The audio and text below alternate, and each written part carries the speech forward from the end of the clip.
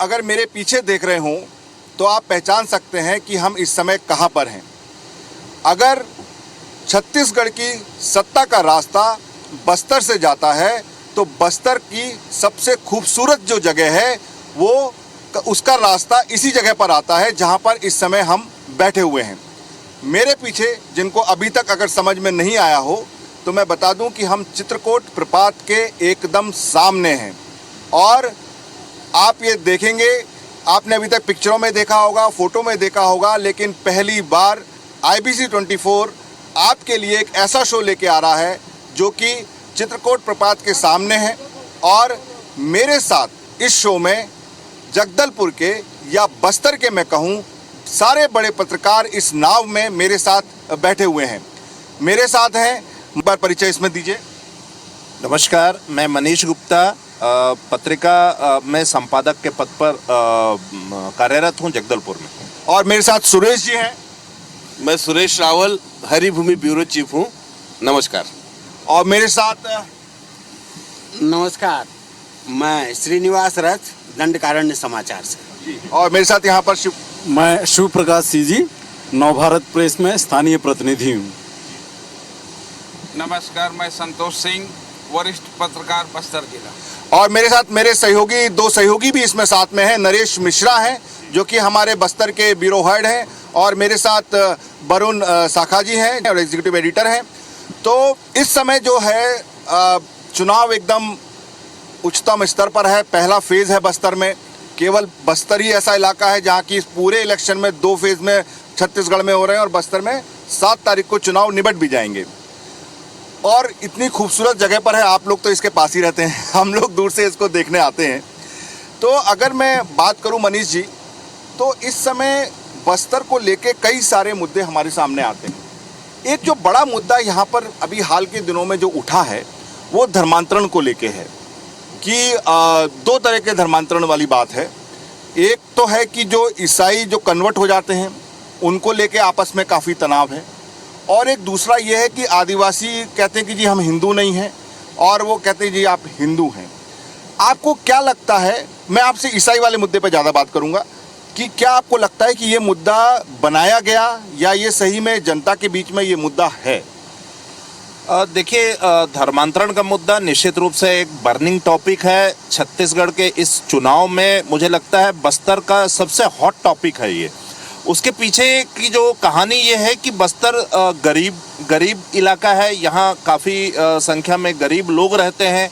यहाँ पर इंफ्रास्ट्रक्चर की कमी है, बस्तर में डेवलपमेंट की कमी है, जिसका फ़ायदा जो है काफ़ी समय से मिशनरियों के द्वारा उठाया जाता रहा है, और अंदरूनी इलाकों में बड़े पैमाने पर धर्मांतरण हुआ है। लेकिन दुर्भाग्य का विषय ये है कि चुनाव के 2 वर्ष पूर्व ये जो इशू जो है वो बड़े पैमाने पर सामने आया, और नारायणपुर में जिस प्रकार की घटना हुई, इस घटना ने पूरे देश में धर्मांतरण के इशू को और बस्तर में आदिवासियों के बीच में धर्मांतरण के इशू को काफ़ी गहराया। लेकिन दुर्भाग्य की बात यह भी है कि पेसा एक्ट को जो है सरकार ने कानून तो बना दिया, लेकिन आदिवासियों का ये लगातार आरोप रहा है कि पेसा के तहत जो प्रावधान आदिवासियों की संस्कृति और आदिवासियों की एकता, अखंडता को समाहित रखने के लिए जो होने चाहिए, वो कानून जो है वो पेसा एक्ट का हिस्सा नहीं बन पाए, जिसकी वजह से आदिवासियों में इसको लेकर के काफ़ी असंतोष है। यही कारण है कि अब ये इशू जो है धीरे धीरे बढ़ते हुए चुनाव में भी आ गया, और आज चुनाव में इसका एक स्वरूप जो हम देख रहे हैं, मुझे लगता है आने वाले समय में चुनाव को भी काफ़ी हद तक ये इशू प्रभावित करेगा। ध्रुवीकरण बहुत ज़्यादा मात्रा में होने की संभावना ग्रामीण क्षेत्रों में दिखाई दे रही है। तो ये हमें समझ में आया, मनीष जी ने बहुत खूबसूरत तरीके से समझाया कि देखिए ये एक मुद्दा ये बन सकता है। लेकिन शिव जी, एक मुद्दा और भी है कि आदिवासी कहते हैं जी कि हम हिंदू नहीं हैं, और एक ये माना जाता है कि नहीं वो हिंदू हैं, और ये बीजेपी इस मुद्दे को लेके काफ़ी वो है अग्रसर है, इसलिए काफ़ी अग्रेसिव है इस चीज़ को लेकर। आपको लगता है कि ये उचित है? असल में ये है क्या, और ये केवल एक पॉलिटिकल मुद्दा, असल में ऐसा कुछ है नहीं? देखिए, आदिवासी समुदाय जो है ये पहले शुरू से ही ये प्रकृति के साधक रहे हैं, प्रकृति की पूजा करते हैं। निश्चित तौर पर ये जो कहा जा रहा है कि हम हिंदू नहीं हैं, तो इसको लेकर विवाद की स्थिति ये उत्पन्न हुई है कुछ समाज के लोगों द्वारा। इसे मतलब उत्पन्न किया गया है, ये एक टॉपिक लाया गया है कि हम हिंदू नहीं हैं, जबकि शुरू से ही बस्तर के जो आदिवासी हैं ये देवों की जो पूजा की जाती है, देवी देवता, इनके जो ग्रामीण देवी देवता होते हैं ये कहीं ना कहीं हिंदू धर्म के जो है रीति रिवाज उससे प्रभावित हैं पूरी तरीके से। लेकिन एक भ्रम फैलाया जा रहा है कि हम हिंदू नहीं हैं या हम सनातनी नहीं हैं। इस तरह का एक भ्रम फैलाकर एक माहौल क्रिएट किया गया कि हम टोटल अलग हो जाएं, मतलब ये धर्म की बात इसमें ना आए। लेकिन आदिवासी आज भी जो है वो हिंदू देवी देवताओं को मानते हैं और वो पूजा करते हैं, मंदिर जाते हैं और आज भी उनकी श्रद्धा बनी हुई है। तो एक संक्षेप में आपसे पूछूं तो ये बेसिकली इस तरीके का नैरेटिव आया क्यों? ये किस तरह की कोई साजिश है या कुछ क्या करने का, इनका वोट साजिश है लेने की या बीच में विद्वास लाने की साजिश है? ये आदिवासी समाज के जो 2-3 विंग हैं इनके, एक सर्व आदिवासी समाज है, एक छत्तीसगढ़ आदिवासी समाज है, एक बस्तर आदिवासी समाज, मतलब ये अलग इनके जो विंग बने हैं तो इनके जरिए इस तरह के ये बातें फैलाई गई। जबकि इनके गुट में ही एकता नहीं है, ये खुद ही एक गुट जो है बोलता है कि नहीं हम मतलब विशुद्ध आदिवासी हैं, हम हिंदू नहीं हैं, हम कोई धर्म से हमारा संबंध नहीं है हम। और जबकि दूसरा गुट ये कहता है कि हमारे देवी देवता जो हैं वो पारंपरिक रूप से हम पूजा करते आ रहे हैं। आज आप पुरातत्व उसमें देखिएगा, आप जितने भी यहाँ पर पुरातात्विक मिले हैं, मूर्तियाँ मिली हैं जो बस्तर के, ये सब पुरातन समय से हैं, ये सब आदिवासी पूछते रहे हैं। तो ये एक वर्ग जो है इसको लेकर तो ये हम मान सकते हैं कि ये ज़्यादातर एक राजनीतिक मुद्दा है, लेकिन आदिवासी हमेशा से जैसा आपने बताया कि धार्मिक पूजा पाठ करते रहे हैं तो वो है। लेकिन एक चीज़ बताइए सुरेश जी, पहले जब हम यहाँ पे आते थे कवरेज करने कई सालों पहले तक, एक नक्सलिज्म जो था, नक्सल वो एक बड़ा मुद्दा होता था। लेकिन आज मैं कल पूरे दिन घूमा हूँ बस्तर में, कांकेर से मैं घुसा और सब जगह होते हुए आया, तो मुझे ऐसा लगा नहीं कि जो नक्सलिज्म है या नक्सलवाद है अब यहाँ पर एक मुद्दा बचा है। आप क्या मानते हैं कि ये मुद्दा अभी बचा है या अब इसमें दम नहीं है? सरकारों ने, पिछली सरकारों ने इस मसले को लेकर अच्छा काम किया है। नक्सलवाद अपने आप में हर चुनाव में मुद्दा बनता है और इसमें जो है नक्सली हमेशा चुनाव का बहिष्कार करते हैं, लेकिन वह करते कुछ नहीं है।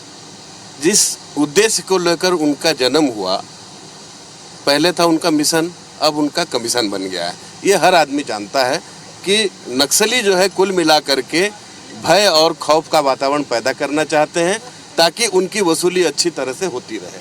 और सरकार में भी कई ऐसे लोग हैं, चाहे वो राजनीतिक के लोग हों या फिर अफसरशाही हो, जो चाहते हैं कि नक्सलवाद बना रहे और अच्छा फंड आता रहे केंद्र से भी, और लोगों का कुछ भला तो हो नहीं रहा है क्योंकि नक्सली आज हैं तभी तो इतना फंड आ रहा है और वो हर कुछ न कुछ ऐसा काम कर डालते हैं जिससे खौफ बना रहे। नहीं तो आपको क्या लगता है कि जो उनके कहते हैं ना, हर चीज़ एक समय के बाद अगर ठीक लाइन पे ना चले तो भ्रष्ट हो जाती है, करप्ट हो जाती है, तो क्या आपको लगता है कि जो नक्सलवाद का पूरा जो मूवमेंट था किसी समय में किसी आदर्शों को लेके चला जो अब आके क्या कहते हैं करप्ट हो गया है, अब उसमें वो बात आइडियोलॉजिकली वो दम नहीं रहा, ऐसी बात लगती है? नहीं, पूरी तरह से करप्ट हो गया है। केवल वसूली करना ही उनका उद्देश्य है।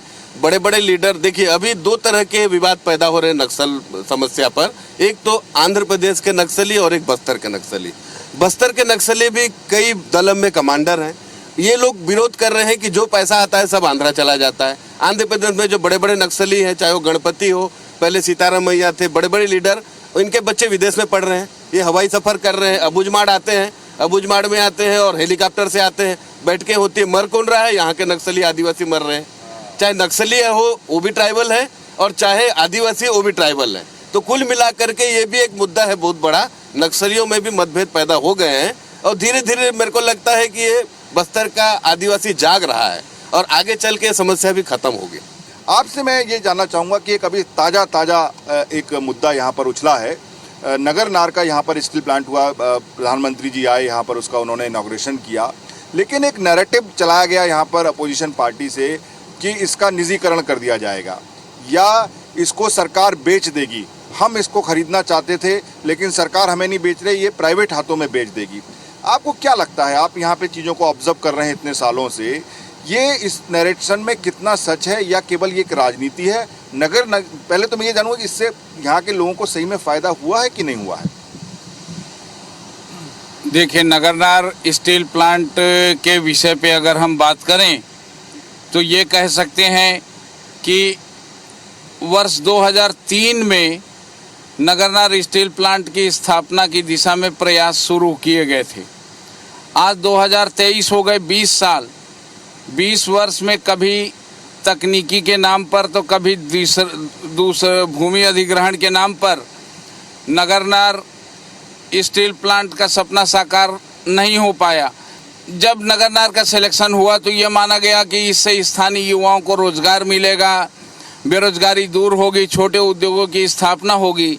फिलहाल तो ऐसा कुछ होता दिख नहीं रहा है, क्योंकि अगर हम देखें तो नगरनार में जो भूमि देने वाले हैं स्टील प्लांट को, उसकी दर्जनों बेटियां राज्य महिला आयोग और दीगर जगहों पर अपने अधिकारों के लिए दरवाज़ा खटखटा रही हैं।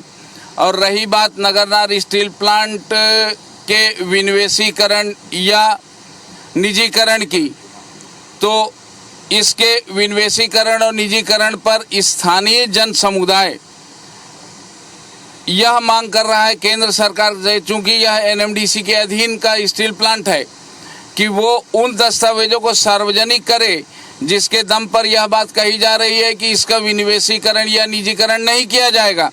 एक और यह बात पिछले दिनों यहाँ प्रधानमंत्री या केंद्रीय गृह मंत्री ने कहा कि नगरनार का निजीकरण नहीं किया जाएगा, वहीं दूसरी ओर इसके विनिवेशीकरण की दिशा में कदम बढ़ाते हुए बोलियां भी बुलाई गई हैं। और यहाँ क्षेत्र की जनता, बस्तर की जनता यह बड़े पैमाने पर मानती है कि नगरनार के विनिवेशीकरण या निजीकरण की आड़ में बस्तर में बड़े औद्योगिक समूहों को यहाँ के विशाल जो खनिज संसाधन है उनके दोहन के मार्ग को प्रशस्त करने का काम किया जा रहा है। लेकिन एक चीज़ मुझे बताइए, ज़रा संक्षेप में इसका जवाब दीजिएगा कि अगर किसी बाहर बड़े औद्योगिक घराने को यहाँ बुलाते भी हैं, मैं ये नहीं कह रहा ये लोग अडानी का नाम लेते हैं, मुझे नहीं पता, देखिए वो तो बिड निकलेगी जो भी आएगा, अगर वो यहाँ पर आते हैं और अपना इन्वेस्टमेंट करते हैं तो उसमें गलत क्या है? देखिए यहाँ पे जो स्थानीय लोग हैं वो तो इतना निवेश नहीं कर पाएंगे।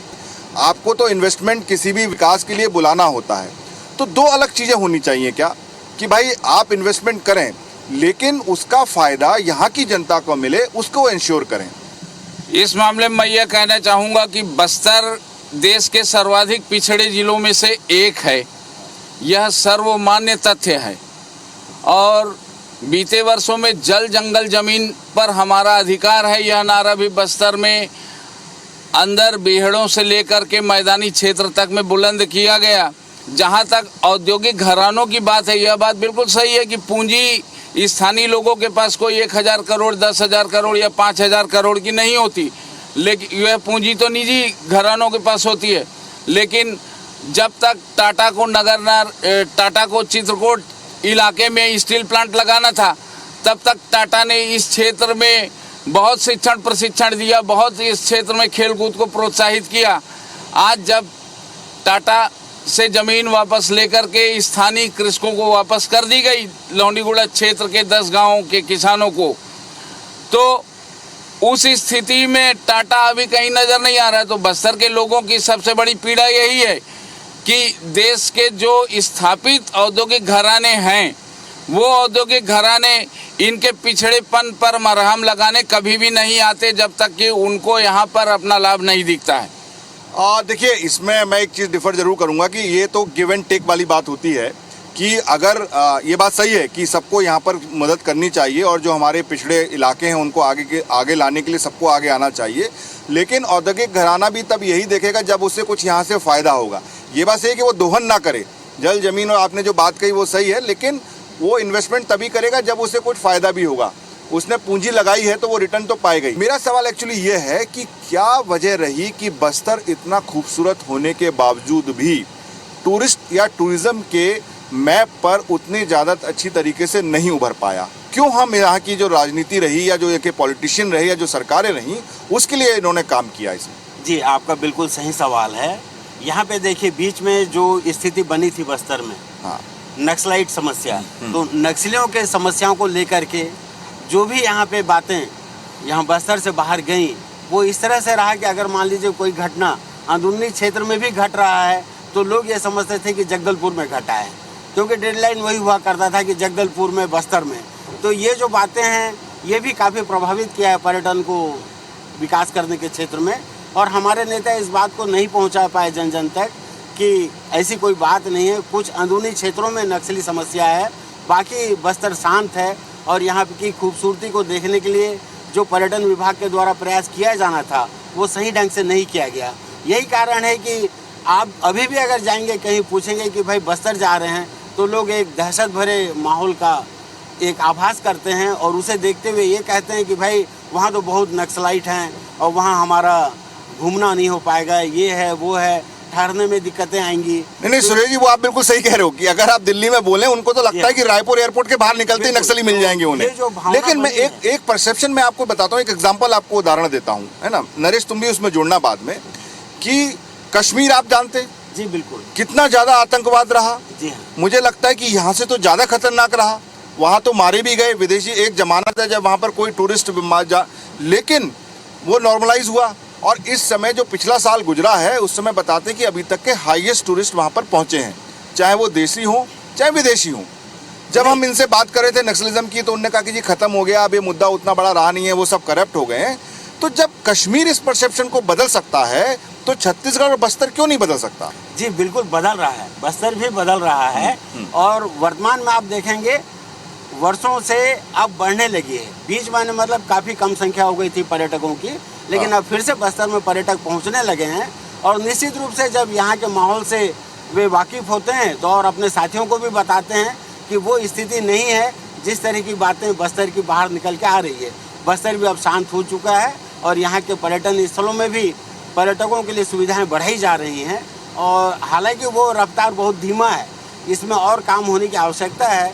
एक विशेष वर्ग को ध्यान में रखते हुए पर्यटन स्थलों में सुविधाएं बनाई गई है और वो सुविधाएं आम जनों का भी हो, इस पे ध्यान केंद्रित कर विकास के कार्य को गति दिया जाना चाहिए। जी, तो नरेश एक चीज इसमें आप जोड़िए कि ये मैं वैसे सारे दर्शकों को मैं ये कहना चाहता हूँ कि बस्तर एकदम शांत है। मैं यहाँ पर लगातार आता रहा हूँ, मेरा करीब पिछले 15 साल से यहाँ पे लगातार नाता रहा है यहाँ पे, और एकदम शांत है, कोई ऐसी समस्या नहीं है। आपने जो ये परसेप्शन अगर दिमाग में हो, और इतनी खूबसूरत जगह है, ये शो हमने इसलिए यहाँ करने का डिसाइड किया कि हम यहाँ पर आपको खूबसूरती यहाँ की दिखा सकें। ये यहाँ पर भारत का नियाग्रा प्रपात कहा जाता है, इतना खूबसूरत ये जलप्रपात है कि मैं जब भी आता हूँ तो मन करता है कि इसके सामने बैठ के ध्यान लगाएं, इसकी आवाज़ सुने। तो आप यहाँ पर आइए, कोई खतरा नहीं है, यहाँ पर घूमिए। यहाँ पर ये केवल टेलर है, पूरी फिल्म पूरे बस्तर के जंगलों में फैली हुई है। नरेश, आप लगातार यहाँ पर ऑब्जर्वर रहे हैं, आप देखे हैं, आईबीसी के साथ जुड़े हुए हैं 15 सालों से। क्या वजह रही कि अगर ओवरऑल बिग पिक्चर में हम देखें तो क्या विकास उतना नहीं हो पाया, कनेक्टिविटी उतनी नहीं है? चाहे हवाई जहाज को लेकर देख लें, जो यहाँ पे एयरपोर्ट हमने कहा बना है, केवल एक फ़्लाइट चलती है, या ट्रेन की कनेक्टिविटी देख लें, तो क्या इस तरह से विकास नहीं हो पाया या इस सोच के साथ विकास नहीं हो पाया कि हमारा फोकस टूरिज़्म होना चाहिए?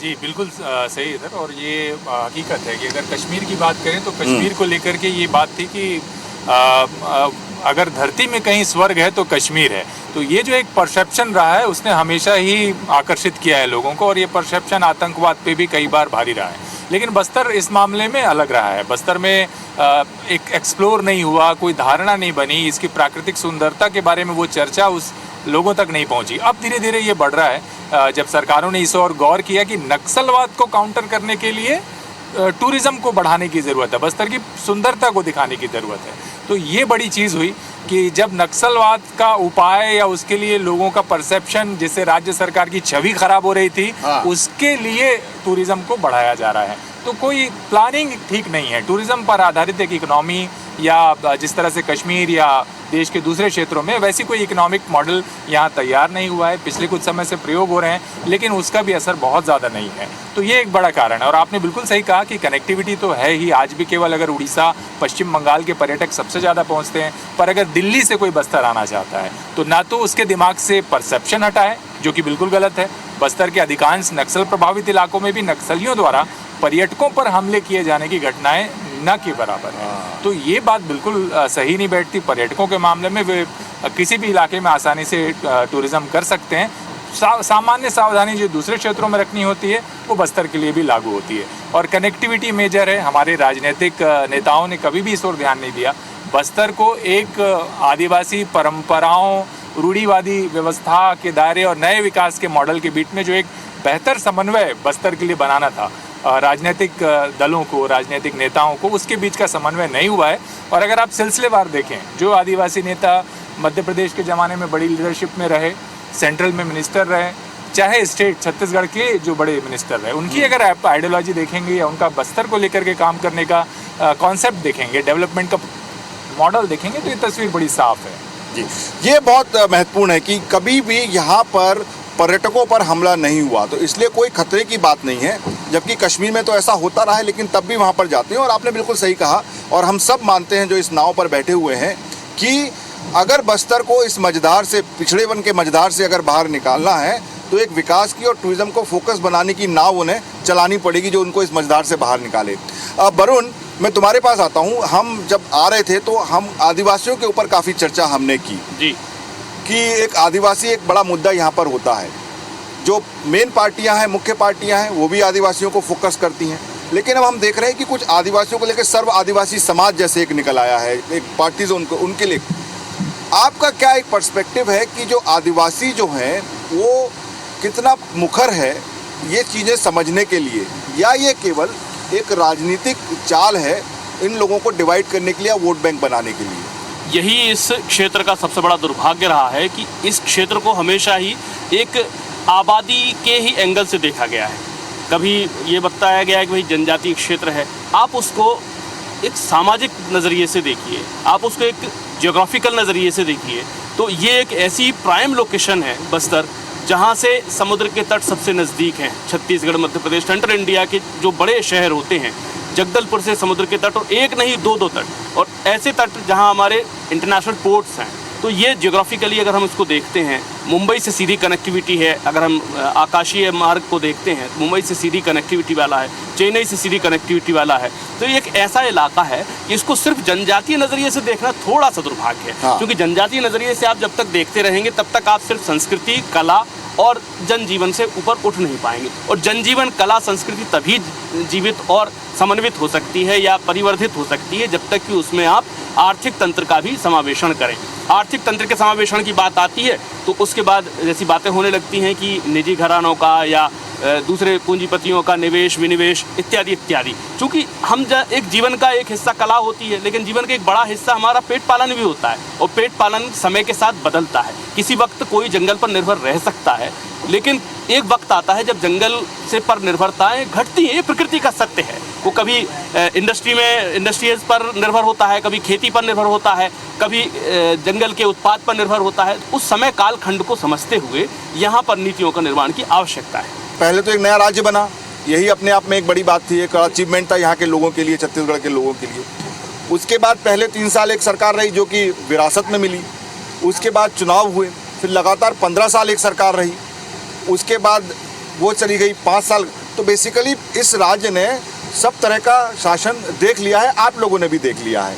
अगर मैं आपको एक कंपैरिजन करने को कहूँ पॉजिटिव नेगेटिव, तो आपको क्या लगता है कि किस तरीके की सरकारें यहाँ पर रहीं? क्या वो यहाँ के लोगों की जो आकांक्षा थी उसको पूरा कर पाई? मैं आपको पहले कहूँ कि बस्तर को हमेशा पिछड़ा क्षेत्र कहा गया है, और अनुसूचित जाति जनजाति यही बातें आती हैं सामने बस्तर को लेकर के।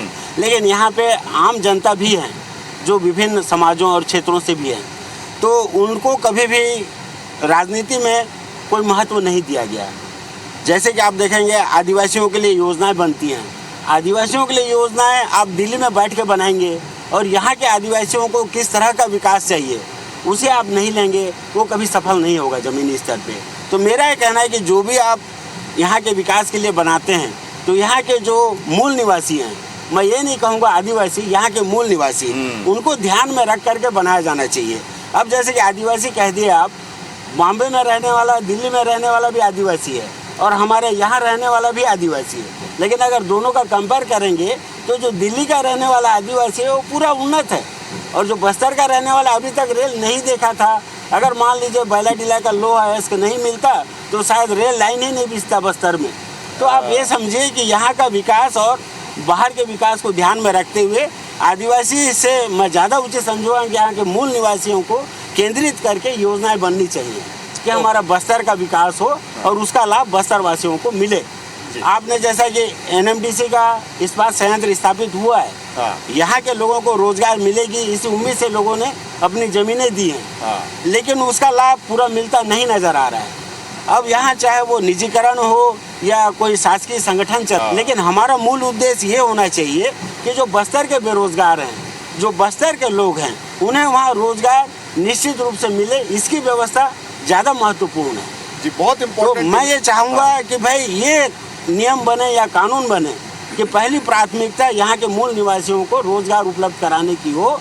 उद्योग घरानों आए या ना आए वो एक सेकेंडरी है, लेकिन यहाँ के बेरोजगारों को, यहाँ के मूल निवासियों को जो भी यहाँ पे उद्योग स्थापित होता है उनको फायदा होना वहाँ पे फायदा मिलना चाहिए, रोजगार मिलना चाहिए। बहुत बहुत दीगर बात आपने बोली। देखिए, लेकिन एक चीज़ और है कि बाहर से आए, एनएमडीसी ने किया, लेकिन जो यहाँ की जो संपदा है वो भी बहुत है। यहाँ पे तेंदुपत्ता इतना निकलता है, जंगलों में लोग इकट्ठा करते हैं।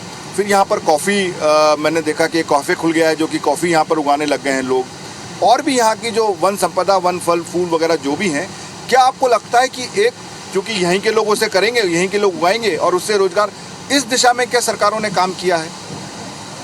देखिए, इस दिशा में मेरा ऐसा मानना है कि बस्तर में खनिज संपदा एक पार्ट हो गया और इसके अलावा वन संसाधन और कृषि दूसरा पार्ट हो गया।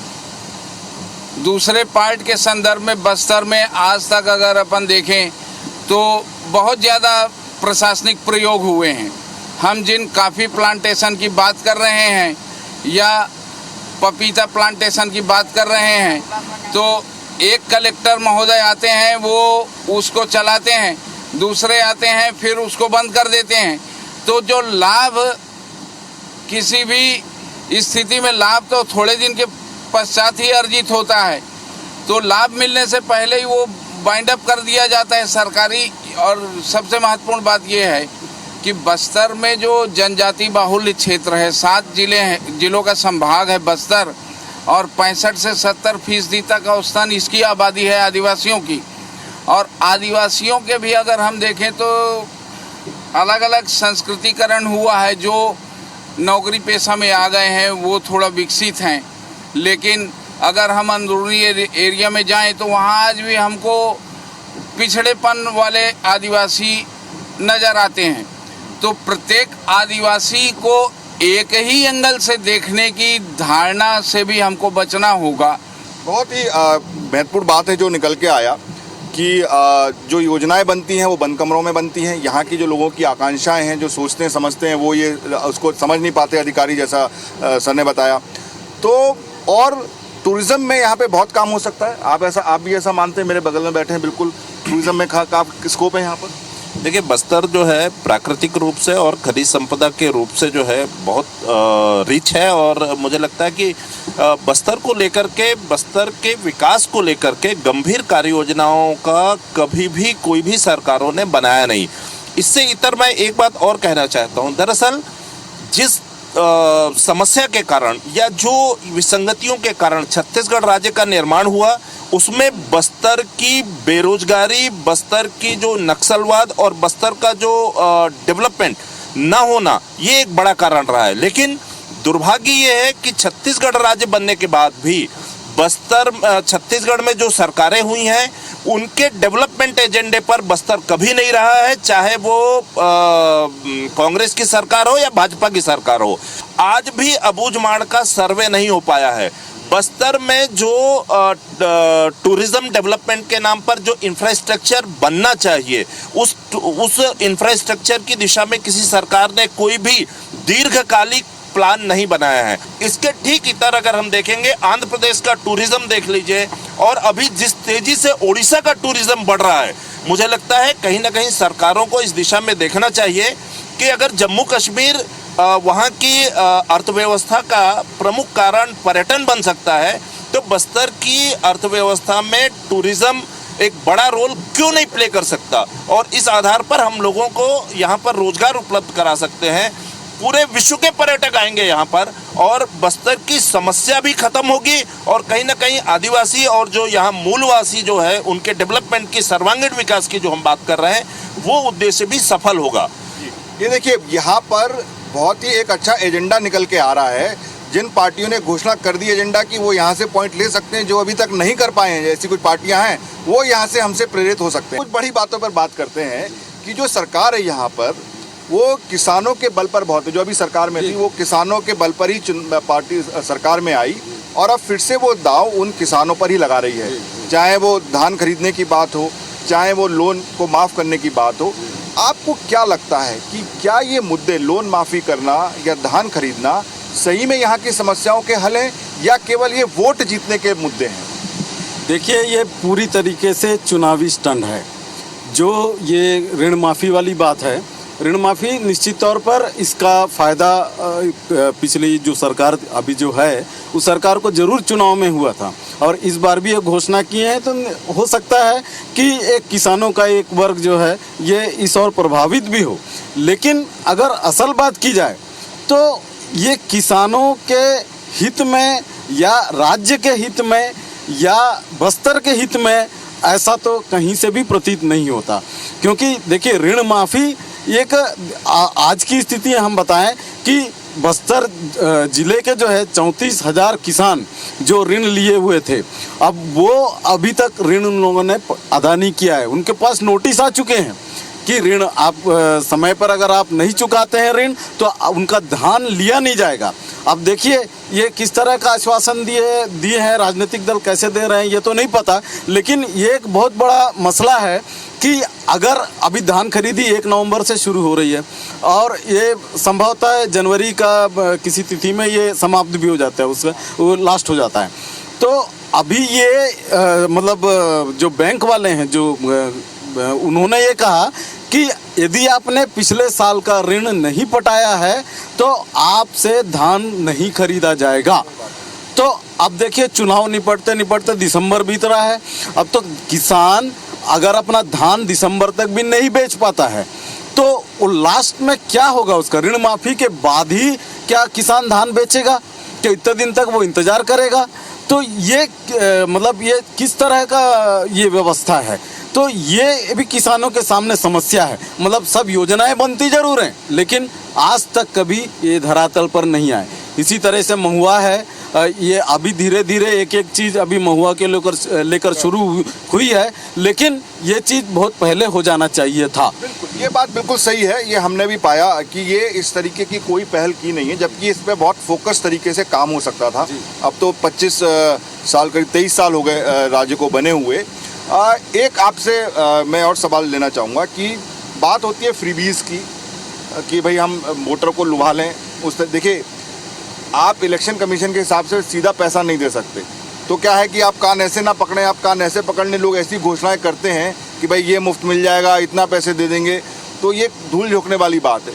आपका क्या मानना है कि क्या इससे जनता या जो लोग को ये लाभ मिल रहा है वो मजबूत होते हैं, या फिर उनके लिए स्किलिंग उनको देना चाहिए, उनको ऐसे अवसर पैदा करने चाहिए जिससे कि वो लॉन्ग टर्म तक, आप कितने साल तक पैसा दे देंगे, तो ऐसे अवसर पैदा करना चाहिए? वो बेटर है कि फ्रीबीज आपको बेटर है और ये केवल वोट के लिए किया जाता है? देखिए, पहले तो जो घोषणाएं हैं चुनाव का समय, वो सबसे पहले बंद होनी चाहिए, क्योंकि बस्तर का आदिवासी या गरीब आदमी सबसे ज़्यादा कर्ज में इसलिए डूबा है क्योंकि शुरू से ही उसको अनुदान और मुफ्त में देने की आदत लगा दिया गया है। शुरू से, आज से नहीं, पंचवर्षीय योजना बनने चाहे जो जिसकी भी सरकार आए। आज देखिए, अभी कुछ दिन पहले हाल ही में लखमा जी ने कहा था कि 50 करोड़ तेंदुपत्ता में हम सुकमा जिले में बांट दिए। अब 50 करोड़ रुपए गया कहाँ? अगर 1-1 लाख रुपए एक आदिवासी मिलता तो लखपति होता। 50 करोड़ उसने अभी ही बांटा है, मतलब कुछ महीने पहले। तो योजना इतनी बनती है, उसका सही क्रियान्वयन बस्तर में नहीं होता। अब हम बहुत अच्छी चर्चा ये रही। अब मैं आपसे आपका एक एक मुद्दा पूछूंगा कि आपका अगर पूछा जाए तो एक क्या एजेंडा होना चाहिए जो कि आने वाली सरकार को बस्तर में उसको यहाँ पर लागू करना चाहिए। अब आपसे पूछ रहा हूँ, हो सकता है सेम हो, अगर अलग अलग हो तो अच्छा होगा। कम से कम 6 पॉइंट हम सरकार को दे सकेंगे कि उन्हें यहाँ पर करना चाहिए। मैं इस बार आपसे शुरू करता हूँ कि 30-30 सेकंड में क्या एजेंडा होना चाहिए और क्यों होना चाहिए? देखिए, सबसे बड़ा जो एजेंडा होना चाहिए वो है विकास, ग्रामीण क्षेत्रों का विकास। ये आज इतने वर्षों बाद भी जो है बस्तर के जो ग्रामीण क्षेत्र है, मूलभूत सुविधाओं, कई गांव ऐसे हैं जो आज भी मूलभूत सुविधाओं को तरस रहे हैं। तो मूलभूत सुविधाएं पहले पहुंचे, उसके बाद गांव के जो लोगों की ज़रूरतें हैं, जो उनकी समस्याएं, जो उनका समाधान होना चाहिए। और सरकार का एजेंडा भी विकास ही होना चाहिए, मेरा ये मान। विकास का मुद्दा सबसे बड़ा होना चाहिए, ये बात बिल्कुल सही है। आपके हिसाब से क्या होना चाहिए? देखिए, मुझे लगता है कनेक्टिविटी और एजुकेशन, ये दो एक बड़ा इशू है। बस्तर में अगर डेवलपमेंट करना है तो आपको इंफ्रास्ट्रक्चर डेवलप करना पड़ेगा, और बस्तर में एयर और ट्रेन की कनेक्टिविटी नहीं है, और जो रोड कनेक्टिविटी है वो भी बहुत जर्जर है। जब तक आप यहाँ पर सड़कें और शिक्षा का प्रसार नहीं करेंगे तो मुझे नहीं लगता है कि बस्तर में विकास लायक सोच होगी। एक बात और कहना चाहता हूँ, बस्तर में हजारों करोड़ रुपए हर साल खर्च होते हैं। मुझे लगता है कि IAS IPS जो है ना, बस्तर को प्रयोगशाला बनाए हुए हैं। अब समय आ गया है कि ये प्रयोग बंद होने चाहिए, और जिम्मेदार जो है, जो अधिकारी जो प्रयोग कर रहा है उसके लिए उसको जिम्मेदार बनाना चाहिए, ताकि ये पैसे का अपव्यय रुके और कहीं ना कहीं उनकी प्रयोगशाला जो है बंद हो और उन पैसों से बस्तर का विकास हो। बिल्कुल सही बात है, जिम्मेदार तो बनाना ही चाहिए। जिम्मेदारी हमारे देश में लोगों में नहीं है, ये हमें खुद भी लेनी चाहिए, जो हमारे अधिकारी जो हमें रूल करते हैं उनको भी लेनी चाहिए। तो कनेक्टिविटी और शिक्षा की बात आपने कही, आपका क्या एक मुद्दा होना चाहिए? 30 सेकंड में बताएं। मेरे हिसाब से बेरोजगारी की समस्या जो है ना, विस्फोटक रूप धारण कर रही है।